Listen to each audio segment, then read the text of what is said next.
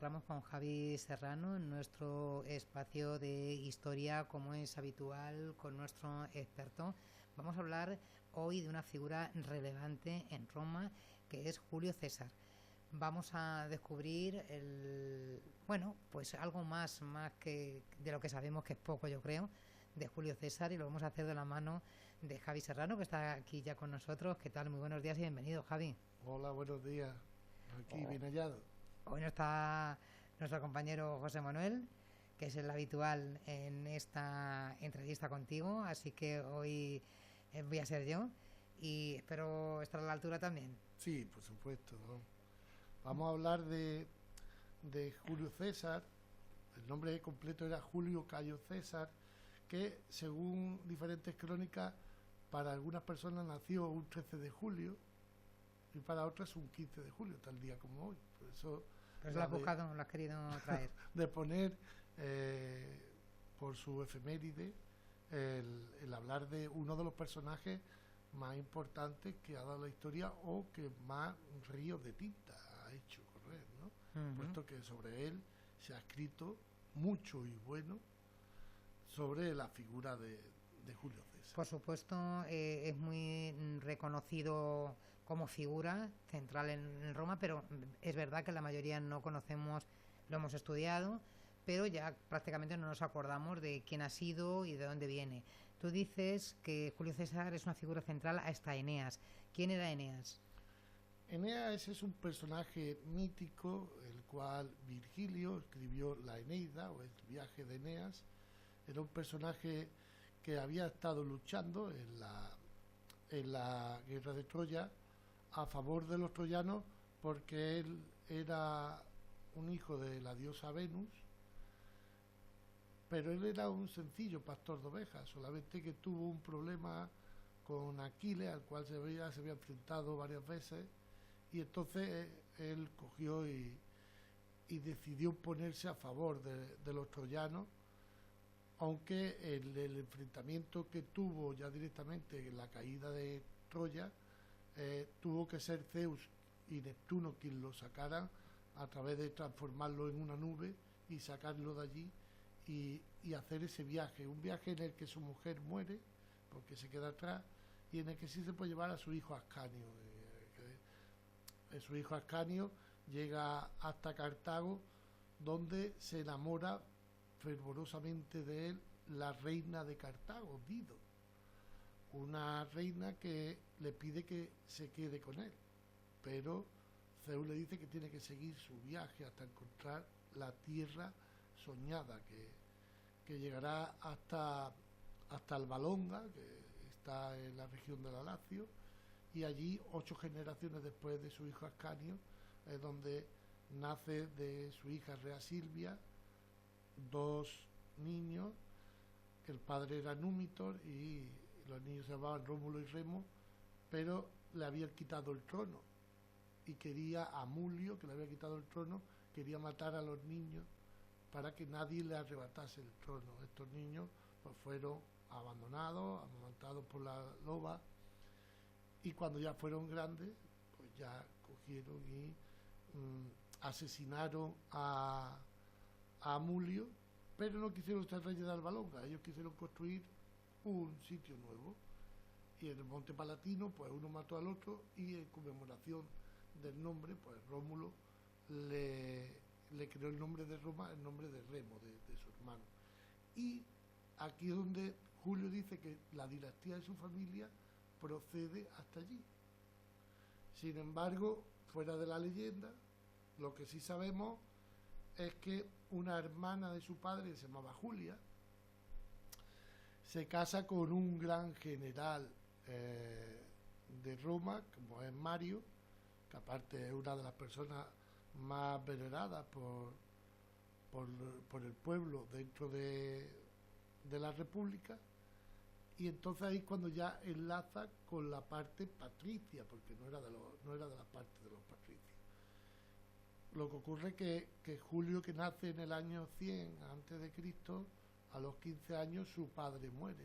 Entonces él se ve obligado pues a ocupar un cargo de importancia, y para ello se tiene que casar, Pero en el año 82 surge una guerra civil entre dos de las personas más importantes del imperio. Su tío Mario, por un lado, y su suegro Sila. Los dos eran las figuras más importantes que había dentro de la República Romana, y Sila consigue ganar esa guerra civil y le dice que tiene que dejar a su familia y quedarse con la nueva, con la familia de los patricios y con su esposa. Algo que él no hace, y entonces será perseguido. Es más, hay una anécdota en el que le manda un emisario a su suegro y le dice que tiene que aducir, que tiene que decir que ya no es familia de Mario, y él le dice: hazle saber a quien te ha mandado que en César solamente puede mandar César. De ahí viene esa famosa frase. Y con 18 años pues tiene que huir, vive perseguido. Lo único que tiene la suerte que él consigue varias victorias militares, tiene varios éxitos, y a los 3 años el suegro le condona lo que es la pena. Claro, porque él era general. Él todavía no era general. Ahí no, pero llega a ser general. Él llegó a ser general. Que no emperador. No, nunca. Que no nunca fue emperador. Porque creemos que ha sido emperador, pero no fue emperador. Además era miembro de la República. Ni César o emperador. Eso viene después. Y quien lo pone es un sobrino de él, Octavio Augusto. Sí, porque él, ¿cómo hace su carrera entonces? Él hace su carrera intentando subir en la escala social, pisando quien pisara. Es decir, él utilizaba todos los medios, como decía Maquiavelo, solamente que lo hace 1500 años antes que Maquiavelo lo pusiera en su libro La Carta de Tito Livio o El Príncipe. Lo que él intenta buscar es siempre ocupar un cargo de más importancia y buscar una importante victoria militar. Es más, ¿pero contra quiénes en ese momento? ¿Porque estaban en guerra continua? No estaban, pero es que en ese momento con Sila hay como un dictatus, es decir, hay un dictador que ha ocupado, pero después llega otra vez la tranquilidad a Roma. Roma, si nos vamos para que nuestros oyentes nos entiendan, surge un 21 de abril de 753. Tiene 7 reyes. El primero es Rómulo, pero después hay otros como Numa Pompilio, Servo Tulio, Tarquinio Prisco.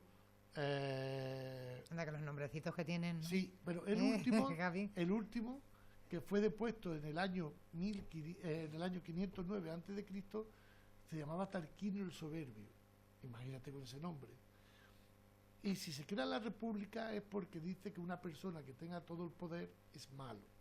Entonces se hace que los poderes lo tengan 2 personas. Es decir, son federati. Los poderes están entre 2 personas. Por ejemplo, hay 2 cónsules, hay 2 pretores, hay 2 censores. Siempre son colegiados. ¿Por qué? Para que así puedan estar moviéndose solamente por un año.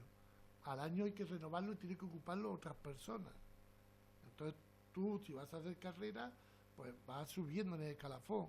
A lo mejor ahora eres cuestor, después censor, después prefecto, después pretor y por último cónsul, que era lo máximo que había. Pero no era fácil ascender en la curia romana. Se va quitando del medio la gente. Sí, porque no puede ocupar el mismo puesto, tiene que ocupar el puesto en otra zona. ¿Para qué? Para que no haya nepotismo, ¿no? Ese nepotismo es lo que quería eliminar. ¿Qué es lo que hay? Una figura que es la figura de dictador, no tiene nada que ver con lo que nosotros entendemos por dictador en el siglo XX. Eso es los fascismos en Italia, cómo vuelve a surgir esa figura, pero no tiene nada que ver con la figura de dictador que se crea en el 494 a.C. en Roma. Esa figura de dictador, que es la que asume Julio César, no la de emperador, la de dictador. Es decir, él ve que hay una guerra civil, hay un problema grande para Roma y el Senado le entrega todos los poderes de la República a una sola persona. Por solamente 6 meses y que después lo tiene que devolver otra vez al Senado. Hay varias veces la historia que se ha repetido. Una es con Sila, otra es con Julio, otra es con su sobrino, Octavio Augusto. Lo que pasa es que Octavio nunca devolvió la insignia, nunca devolvió el papel. Pero entonces, ¿cómo vivían en esa época? ¿Era una dictadura? Hablamos, dicen que no, pero... Al principio con Sila sí, pero después otra vez volvió y se inicia el segundo triunvirato, que se llamaba, con tres figuras muy importantes. El más rico de Roma, que era Craso, luego estaba Pompeyo y estaba Julio. Y los tres tenían un equilibrio, tanto que Pompeyo se casa con la hija de Julio César, con Julia. ¿Qué es lo que ocurre? Que viene la guerra civil, pero hasta vámonos 20 años después, 20 años antes, vámonos a los años 60, que es cuando él es nombrado primero cuestor y después censor de la Hispania Ulterior. La primera vez que viene él a la península ibérica es aquí a la zona del Levante español. Se llama, había dos provincias, la Hispania Citerior, que es la Hispania más cerca de Roma, y la Hispania Ulterior, la Hispania más lejana de Roma. Pues él tenía 33 años. Pues cuando llega a Cádiz, porque él como censor y cuestor lo que hace es censar, dar lo que hay y los beneficios que puede darle a Roma. Cuando él llega a Cádiz hay una estatua de Alejandro Magno. Dicen que Cádiz es una de las ciudades más antiguas. Si no la más antigua de toda Europa. Pues se arrodilla Julio César ante la estatua de Alejandro Magno y dice: a tu edad tú habías conquistado el mundo y yo todavía no he conquistado nada.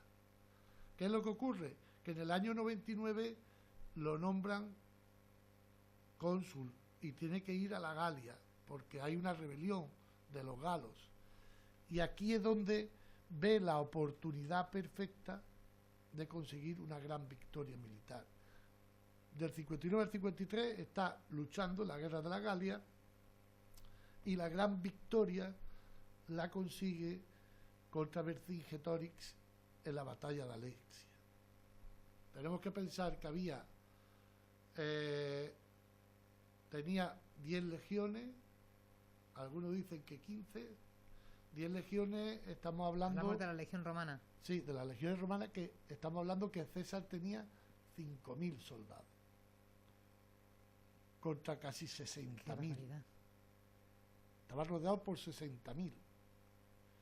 Pero él tenía en medio a Vercingetorix. ¿Y qué es lo primero que hace? César manda a construir una empalizada alrededor de donde se encierra Vercingetorix para que nadie pueda salir.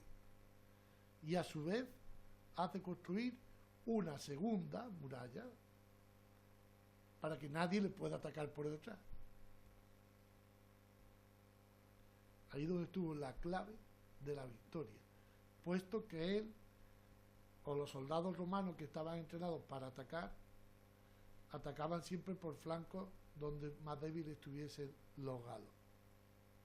Y por inacción ganó la batalla Alexia porque nadie podía entrar dentro para ayudar en Alexia a Vercingetorix. Y a partir de ahí, cuando vio que tenía tanto poder y que Pompeyo le hacía sombras, cuando decide asumir todo el poder él y le pide todo el poder. Pompeyo se refugia en Egipto y él persigue por aquí, por toda esta zona también anduvo. Y en Cástulo tuvo un encontronazo con los hijos de Marco Antonio y los persigue y tiene la gran batalla contra los hijos de Pompeyo, los tiene aquí, en una población que se llama Monda, en la provincia de Málaga, en la batalla de Munda, en el año 45 antes de Cristo. Que ahí es cuando consigue esa gran batalla, logra que todo el imperio esté a su favor, pero parte del Senado no estaba de acuerdo en que una persona ocupara todo el poder. Es por ello que se crean enemigos. Se crean muchos enemigos. Es decir, lo mismo que tú tienes un poder muy grande, también te va creciendo exponencialmente el número de enemigos. Para todos nuestros amigos que nos estén escuchando, vamos a explicar cómo era una legión romana. Esto es sencillo. Una centuria está compuesta no por 100. Nosotros creemos que son 100, no. Son 80 soldados y un centurión. 2 centurias es un manípulo, es decir, 160 soldados más los 2 centuriones es un manípulo. 3 manípulos, es decir, 480 soldados y 6 suboficiales, 6 centuriones, es una cohorte. Y 10 cohortes es una legión.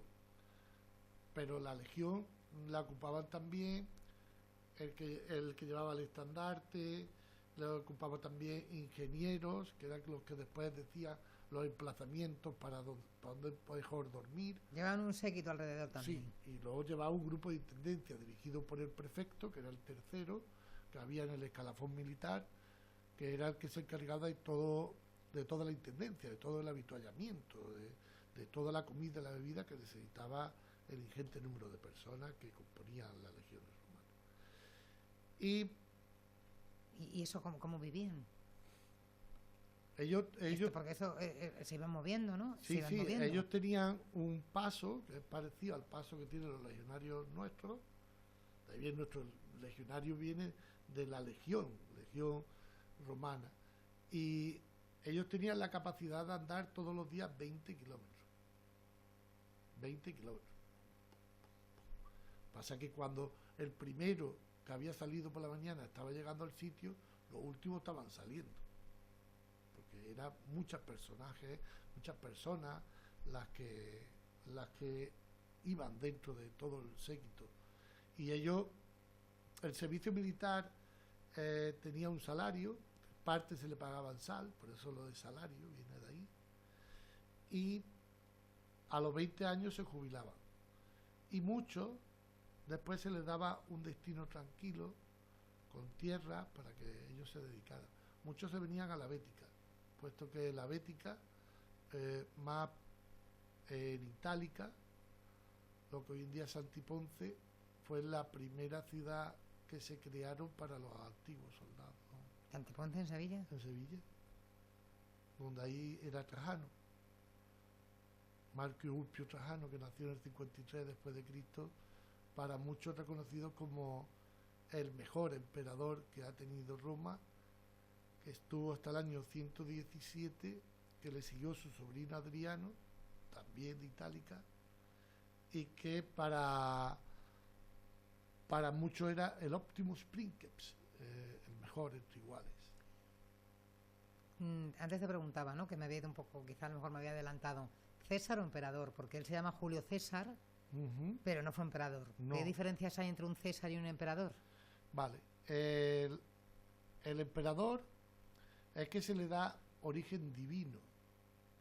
Entonces es el número 1, el emperador, es porque se crea con la figura de Marco Antonio, lo que hace, le pide todos los poderes, él dice que tiene otorgado un derecho divino y que se hace imperator. Ese emperador, por sine die, por derecho de Dios, lo que hace es que transmite a un César, es decir, a un hijo o a una persona que él ha bautizado como su hijo para que ocupe el cargo y le siga. Entonces lo normal es que en el escalafón siempre hubiese un emperador y que el hijo fuese César, un César. Por eso todos se llamaban Césares, porque todos querían ser como Julio César. Pero no es el primer emperador. No. Porque además no fue emperador. No, él no fue emperador. Es más, después siguió la República. En el año 31 es cuando la batalla de Actium, entre Marco Antonio, que luchaba por el poder, con Octaviano, y es cuando ya después se cambia el nombre a Octavio Augusto. Octavio César Augusto. Que ese fue el primero. Ese fue el primero. Después de la gens Julio Claudia es donde ya siguen el resto de emperadores.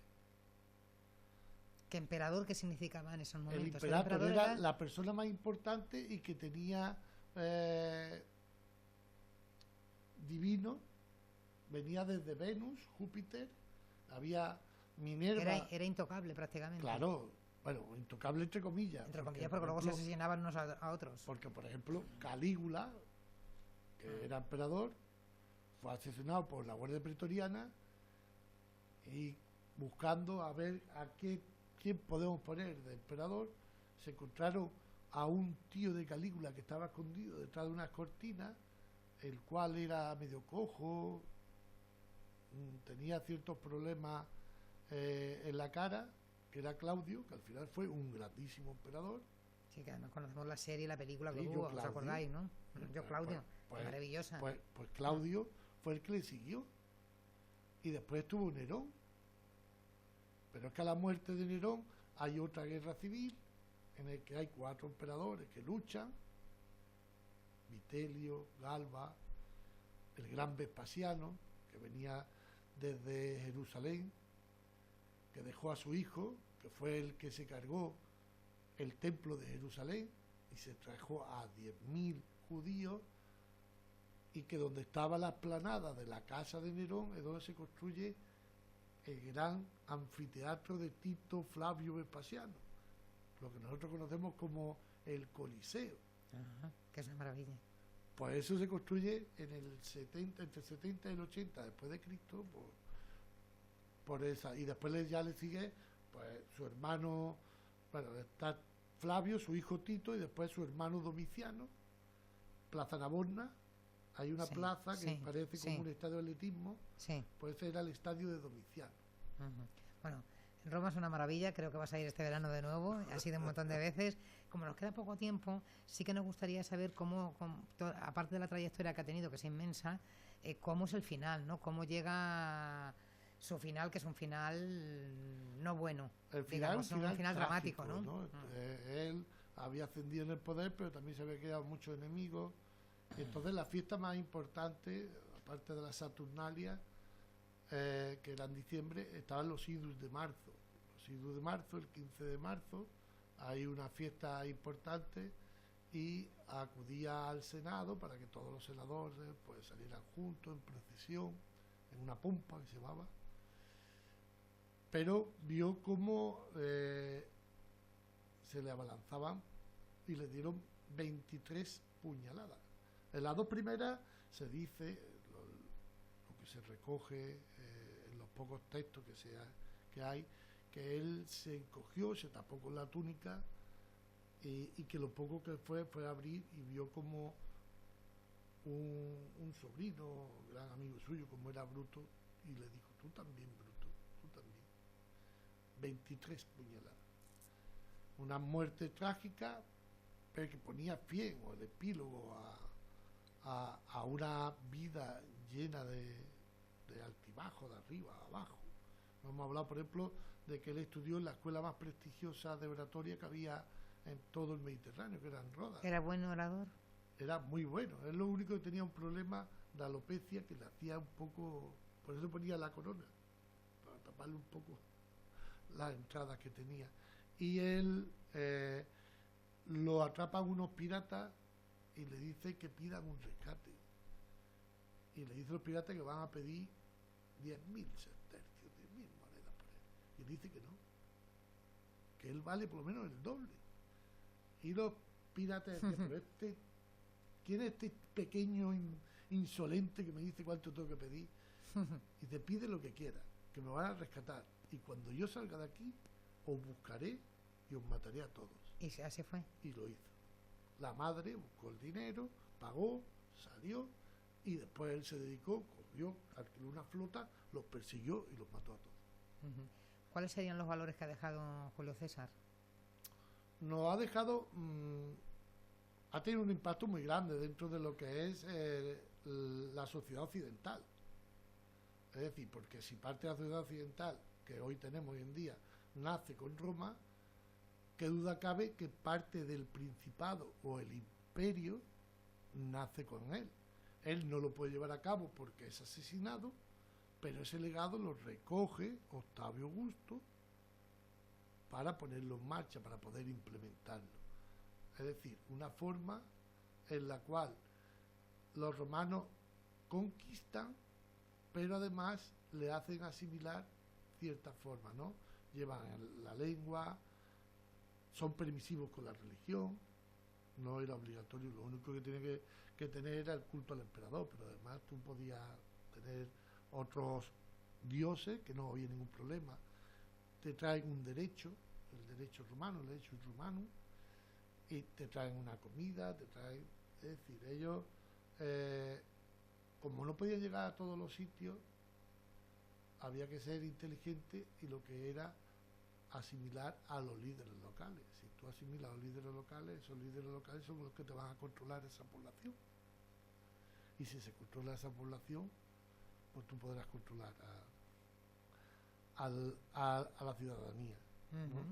Y luego le entregaban ciertos méritos, incluso la ciudadanía, a parte de las personas.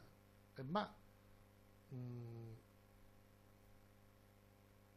100 años después, Marco Ulpio Trajano, cuando sube al poder en el año 98 después de Cristo, es el primero no nacido en Italia o en Roma que ocupa el cargo de emperador. Hasta ese momento de la historia, todos eran de Roma.